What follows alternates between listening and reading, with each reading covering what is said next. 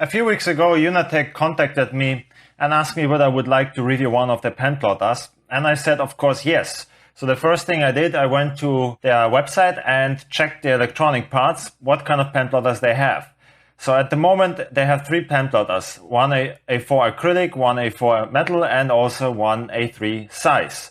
I do prefer to look into the A3 size because I also have an A3 pen plotter. And I do think also A3 is like the minimum that you should have. Additionally, there is of course other information on the website, like how to assemble their hardware and software, which is fairly easy and very quickly to achieve. And then the most important part for everyone is the software. So first of all, you will need to download the Inkscape and the extension to communicate from your computer with the pen plotter. That's the most important thing. At the current stage, it is $329 US. However, if you add it to your cart, and not 2, of course, you just want 1. If you add it to your cart, you type in the dot is black, caps or no caps, doesn't matter, and then you apply the coupon. You have a discount of 10%. So the plotter at the current stage costs you about $300 US, including international shipping. After 5 to 10 days, the box arrives. It's actually a box within a box. And if you open it up, you will see that all the components are nicely tightly wrapped. So be careful when you open it up that you don't cut any cables or damage anything. So I did this on the back side of the frame. And then if you unwrap everything, lay it out, you will see that the iDraw comes pre-assembled. So you only have very few parts that you have to put together. The first part is the main frame, of course, the X-axis where you have the 2 motors on both sides attached with also the belt inside. Then you have the USB cable, 1.4 meter long, laser head and safety glasses, but those are not supported by the iDraw A3. So, but I asked for them specifically as well because I want to try to use it. So the motherboard does support it actually. Then we have the power charger. It's also 1.4 meter long, the Y-axis with the servo, cable ties, motherboard, and some brass standoff spacers with an acrylic plate that is also for the motherboard, rubber pads for the legs so your plotter doesn't move, and Allen keys, adapter for the US or Europe plugs, and the pen holder plate itself. The assembly is straightforward. It takes about 30 minutes. If this will be too fast for you now, you can also watch the video on the iDraw A3 unboxing assembly installation where I show everything at a slower pace. The link is in the description. First, start with Y-axis. For this, you will need an Allen key to untighten the screws and remove the end block. Next, insert the metal rods through the linear bearings of the central block and attach back the end block with the Allen keys. Once the Y-axis is inside the central block, you need to attach the timer belt properly. Start to wrap the belt around the bearing at the end block. On the opposite side of the Y-axis, where you will find the servo, attach the belt with the 2 provided screws to the pen holding block. Very important, the belt has been pre-sized by the manufacturer, so do not remove or redo the cable ties. It can be a bit difficult though, because you will need to add tension by pulling and at the same time screwing inside the bolts. As an advice, you can extend the axis completely, that definitely helps. Once this is done, turn around the plotter and look inside the central block where you will find 4 more bearings. Make sure that the belt is also in line with those. In my case, it was all fine already. Next step, the black plastic ribbon. Take the black plastic ribbon, attach with 1 screw to the central block and route along it the cable from the servo. I suggest you to remove the Y-axis completely outwards. This way the plastic ribbon will be flat and the cables also will be nice and flat, so there will be less issues with it. So first, use 1 cable tie only at the bottom and close to the central block. After that, continue to route the cable along the X-axis to the motor. Again, extend the X-axis to make the plastic ribbon flat. Check the cable that there is no tension. The cable should be slightly loose. If everything is fine, use more cable ties to attach the cable. And this is how it should look like. Of course, you can place the cable below the plastic ribbon. I find it better above. Next step, attach the motherboard. Take the brass and nylon standoff spacers and the acrylic plate. First, install the brass standoff spacers onto the metal block. You can use the hand for that. Second, install the acrylic plate with the nylon standoff spacers. Again, you can use the hand. Third, add the 2 screws in the middle and use the Allen key. And now you can take the actual motherboard, attach it with the screws, plastic standoffs and acrylic plate on top of it. There are 3 parts. Don't forget, the motherboard must be properly attached because you will connect cables to it, otherwise it will move. If this is all done, you can start to plug in the cables. There are 3 cables basically. These 2 cables are now for the motors and they have numbers 1 and 2. You should connect those to the sockets on the motherboard with also numbers, with the same numbers. The 3rd cable is for the servo, the pen holder, so make sure that the brown color is outside towards the edge of the motherboard. There is one more socket, it is for the laser head, you can actually use it. However, the iDraw A3, or rather the frame of it, does not support it. But I will talk about this in a bit. Next step, attach the pen holder plate onto the end block with, where the servo is. You can choose between 90 degrees or 45 degrees. Basically choose the angle that suits you, between vertical or diagonal, and you can actually change it later if you want. Second, last step, add the rubber pads on the bottom of the legs. This will keep the plotter stable on your desk. And the last step, clip the cable ties to make it look tidy and neat. And this is how it should look like when it's finished. Now, before we continue with the installation, let me emphasize on a few things. While I was assembling the pen plotter, I noticed a certain behavior of the structure, basically, of the main frame. And I want to show it to you how it behaves actually, because in case you want to buy it, you will also experience the same issues most likely. And you can see this, I put here now an A3 paper and also an A4 paper for comparisons. So when we extend the y-axis towards the edge of the A3 paper, you can see that the head is slightly moving, but it's nothing significant, so there is no problem. Likewise here, that's also okay actually. The only issue appears here. The head is actually moving quite significantly. And the reason is for that is probably, or definitely, it's the main structure of it. Those are solid metal rods, and likewise here we have solid metal rods, and they seem to have slightly an issue with the center part of it. And it only happens here, because once we go to the A4 paper, it's less, and definitely almost nothing when we get to the towards the x-axis. Likewise here, no issue, and likewise here, no issue. And like I said, the reason for that is, or the reason for this is the main rods here. The question is, of course, how does it affect the accuracy of it? At the moment, as I can see, it is only vertical motion, so the vertical motion doesn't affect the accuracy. It will be completely different if it is moving into the horizontal direction. Now, additionally, there is also, of course, one difference as well, as I can see here. On both sides, we have springs. Here we have one, and also on the other side. And they actually are very useful. I very much like this, that the iDraw has it, because the springs help to add pressure on the pen when it's drawing it. So basically it's pushing it down towards the paper, and then the ink can actually nicely be transferred towards the paper. So this is a very good feature in that case. However, I also assume once we draw, we will see that when the arm is extended, then the additional pressure that is exercised through the springs will also additionally add some vertical motion to it. It doesn't move anything into the horizontal direction, which is more crucial. The vertical motion is rather exercised through either through the rods and also, of course, through the springs. But that's, of course, a question that we will see in the test drawings, whether it's actually precise or not. Worth to mention is that the iDraw has springs, whereas, for example, the AxiDraw, which I also have, doesn't have it. So this is a very good feature. In case perhaps you don't like to have those springs, you can use the Allen key, and you can simply use the screws that are here inside on both sides. So you just plug it in basically here, and then you can open it. Yeah. And this is basically on both sides, here and also here. So you can remove the spring if you don't like the pressure. 1, for example. If you don't like at all any pressure, you just want to use the gravity, you can remove both the springs on both sides. To counteract this vertical motion, I found a good solution, actually, very simple solution. It definitely helps if you, for example, raise the front part of the leg in this side and also on the other side. So that definitely helps to counterbalance it, and the pen or the head basically doesn't wobble anymore that much.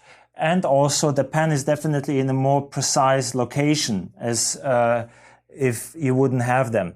So I recommended actually this aspect to UUNA TEK, and I mentioned to them that they should definitely offer different heights for the rubber pads. They said actually they would do it. So that's actually quite positive, and this is actually quite well working so far, with which I think. So we will test this definitely in the test prints. This is the laser head. On one side we have the laser output with a lens here, so then we can focus it manually. And on the opposite side there is a little fan to keep it cool.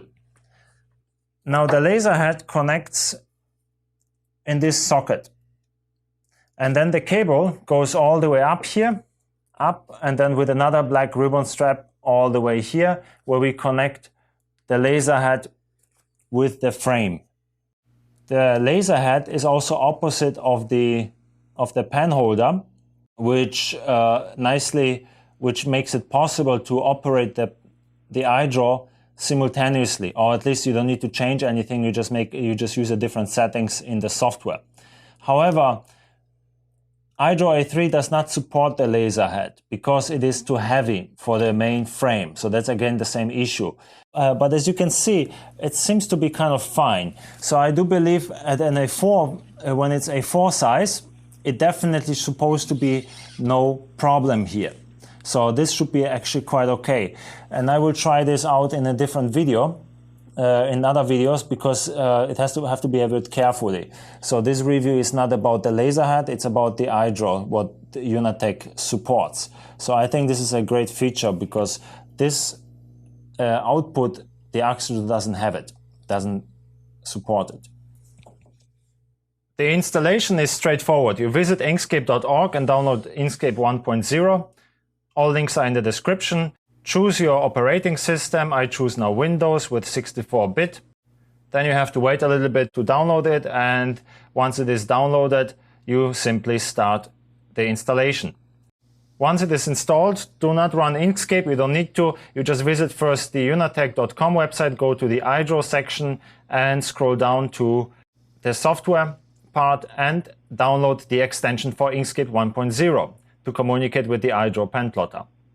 Once you have this, it directs you to Google Drive. You just download it simply, open up the packed file, go inside the folder, and the first thing you should do, maybe read the file. What do you have to do? And it says, please copy all those files within this package into the Inkscape folder. There are two ways to do it. You can do it, of course, through the Explorer, or you just go to Inkscape, go to Edit, Preferences, System, and then go to the User Extensions and press Open. This is the folder where you have to copy everything. So go back to the packed file and select everything and drag and drop simply. Replace all the files, and once you're finished, restart Inkscape again, check that the extension is included, and that's basically the AxiDraw Control, which is great because iDraw uses the same open source control software. Once you have done this, go to the document properties and set up your page to A3 landscape, because right now it's just only A4. If this is done, you can see on your screen it's already an A3 page, and now you can start to set up the plotter to calibrate.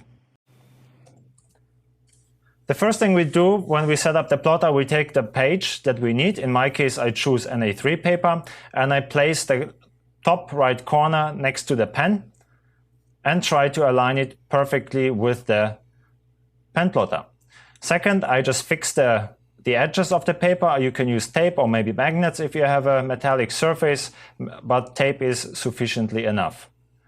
The next step, align the pen plotter properly with the paper so you can move the y-axis, the up and down along the x-axis, and check whether the pen is also perfectly in line with the paper. If this is done, you can go to the extension, AxiDraw Controls, and then we can go to the setup and start to test whether the pen is actually going up and down. Yep, this is the case, perfect. And then you raise the pen, turn off the motor so you can move the axis again. And we are ready to plot. You will see here 2 test prints to test the precision of the iDraw A3. All test drawings are made with InkScape and also use the AxiDraw Control extension. If you want to draw anything, you simply turn on the respective layers in InkScape and then go to the extension. I choose here the drawing speed of 90%, which is extremely fast. Basically, the lower the value, the slower the machine, and because it is slower, the precision will be higher. Once you've done this, you can press Apply. The first test print consists of 3 layers. The first layer is a grid of dots with equal distances across the entire A3 paper, and here we can especially test the vertical motion of the y-axis. The second layer are short lines that must connect the dots of the grid. I use here short horizontal or vertical lines, depends from which side you look at. And to draw those lines, both motors need to work simultaneously with this exact same speed in order to be precise. The third layer are diagonal lines across the entire page. These lines must connect all dots along their path. And this particular movement requires the motors to work at different speeds. So that is actually quite challenging to match all endpoints of the lines and also the dots. The second test print consists of regular circles with different diameters. Here again, I use the drawing speed of 90%. This definitely is too fast for circles and curves. So if you want to draw a perfect circle or a curve, you need to use a drawing speed of at least 50% or less. But in this case, let's test the extreme. As we can already see, with a decreasing diameter, the pen plotter draws each circle faster and the radius becomes narrower. Thus, we can start to see some small irregularities.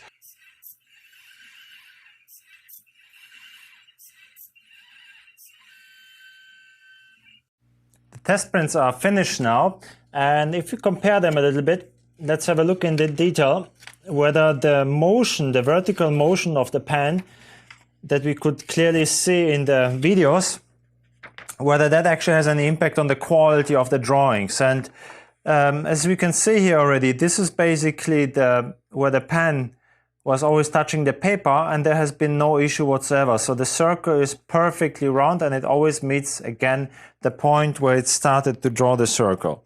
There are a few things that maybe you see here, like a bit like a shaking line, but I think it's only in certain parts, especially when there is a change of direction in the circle. The first one, for example, is perfectly clean, and then it starts with the other one. So I think this little wobbling, what we can see here, has to do with the pen. Let's have a look at the other drawing. So the first one, and the first one we can see also the lines are perfectly matched with the dots, with the grids with the grid basically. And the diagonals are also quite nice. And there is again sometimes like a little bit wobbly line, and that usually happens when the direction is changing.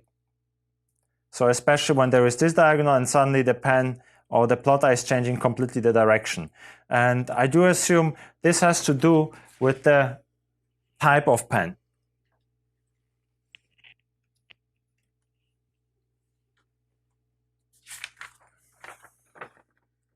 So here you can see in this pen, I hope it's clear, yep. So this pen is very sharp and it also has a very soft tip. So every time the pen is moving and changing direction, the tip is slightly changing also, changing the direction itself. And that causes this very natural pattern. So it's almost like drawing by hand. If you want to avoid such a line, you have to use, of course, much better pens. This one is just only a few cents expensive. So if you pay for a better pen with maybe a metal tip, then you won't have the problems. Since I have talked a lot about the springs in the pen holder plate, and since I find it a very useful feature, I also want to show you how the springs work. So in this test print, I'm using a very regular ballpoint pen. Actually, it is the cheapest one I could find.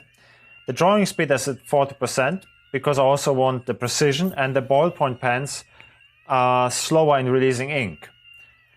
Depending on the type of pen, ballpoint pens need some pressure, of course, and pen plotters usually have problems with it. So for example, the AxiDraw does not have springs, and ballpoint pens don't work very well with it, unless you add the rubber, of course. However, here we can see that the circuits are very nice and precise. The springs and the y-axis at the same time, they definitely add the necessary pressure. Let's use a regular pencil also. It is a 2B pencil, and I use a hatch that I created with InkScape, and that is shifted slightly to the side to create not a filling, but to create a shadow impression, and also to add a 3D effect to the otherwise plain drawing. And again, we can see here the springs and the y-axis add the necessary additional pressure for the pencil, which is otherwise for any pen plotter a very difficult task. So the shadow looks really great to me, actually. This case shows you how to work with the pause button. So I have here a continuous line, and I will pause in between the plotting, and then I will resume again. So right now we are drawing the line, and then I can press here in the back the left button, basically, the pause.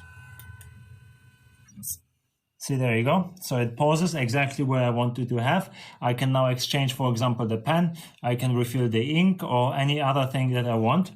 And on the screen, as you can see, it says not paused by button press. That's what I did right now on the iDraw. And if I want to resume, I just first press OK, and then I go here in the options to resume.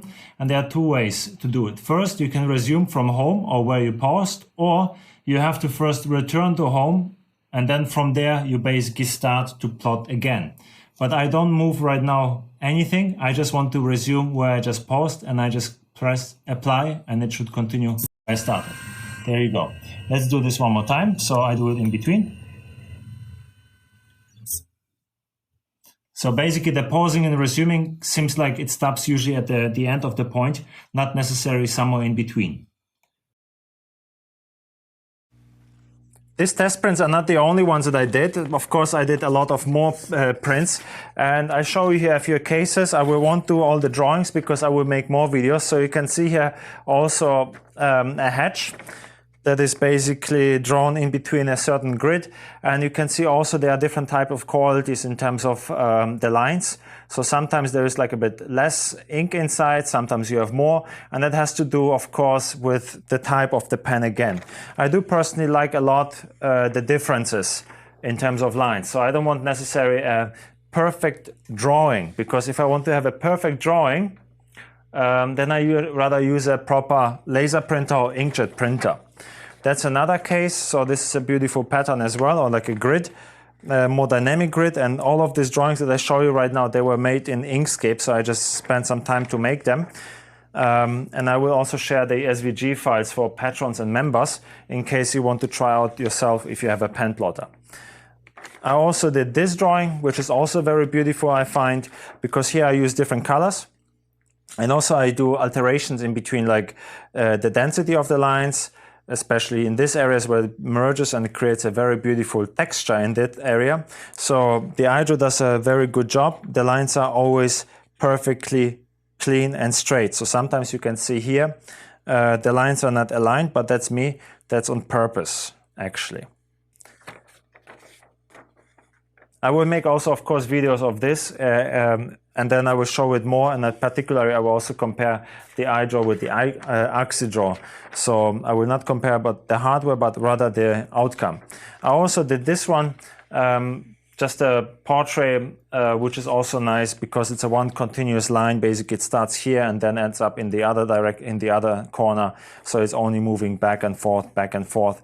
And again, here you can see also the differences in terms of pen. So some lines, like for example, this line here, you can see that the top line is thicker and the bottom line is slightly thinner. That has to do with the motion of the pen, of course. So something that we experience in the other drawings. So the pen is moving in this direction, it's thicker, and then it turns around and moves this way. So the pen becomes again thinner because the tip of the pen is used up already.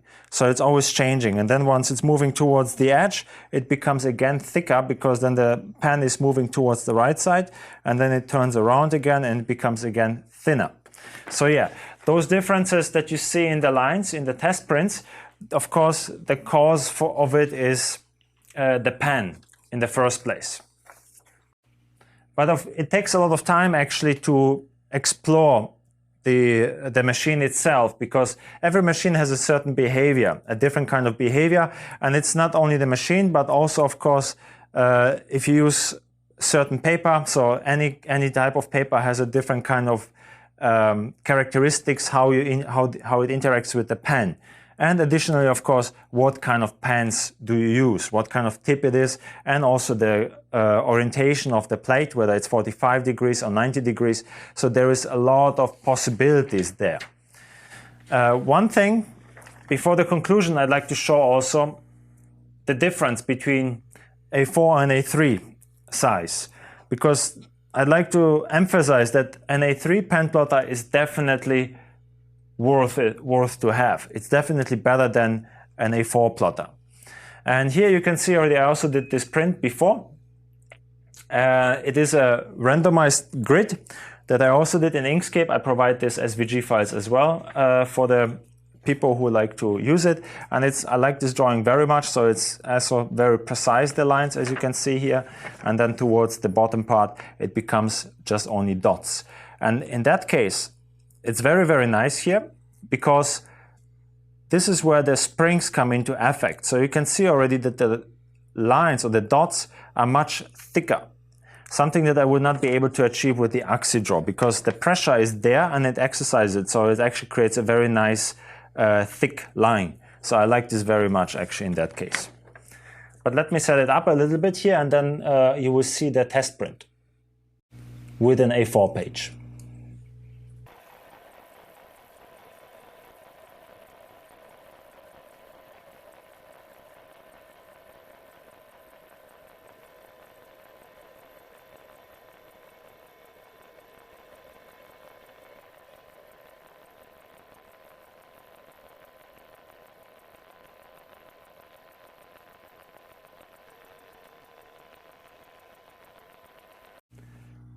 Now you can see why I think a larger paper is better than a smaller paper, and why an A3 pen plotter is better than an A4 pen plotter, because the larger surface that you have in a canvas means you can add bigger drawings, or you can add more details in it. And then one A4 page is simply too small. In the beginning, when you work with it, it's of course very interesting and it's exciting to do it. But after a while, once you start to work with the pen plotter, you want to challenge yourself, of course. You want to add more complexity to it. You want to explore more. So definitely a larger plotter is better. Additionally, of course, there is the format of 1:1. So basically square format is also better for an A3, because it is 30 by 30 centimeter, whereas if you have just only an A4 page, it's going to be only 21 by 21 centimeter. That's a very small surface to draw if you have an A4. So the reason why I suggested this, as you can see here in those two drawings, of course, this is better because it has more complexity. However, even on the A4 page, it does look very nice and neat. So you can see here beautiful lines, and also dots, where you can also see the pressure from the springs, which is kind of very, very lovely. So this is a nice drawing, and I will continue exploiting this method, and I will show you also in other videos with the iDraw what you can do with this particular drawing. I also share this SVG file for patrons and members, so maybe you'd like to work with it as well. All right. This was already a very, very long review, so I hope it was useful. But let's talk about first the limitations, and second the positive aspect of the iDraw A3. I wish the frame would be more stable or rigid. It would open up more opportunities to use it. That's, of course, I already discussed this quite a lot. Then the legs, or specifically the rubber pads, instead of stickers, I wish there would be rubber pads that can be screwed onto the legs of the frame. It would be more durable, definitely. And then the laser head.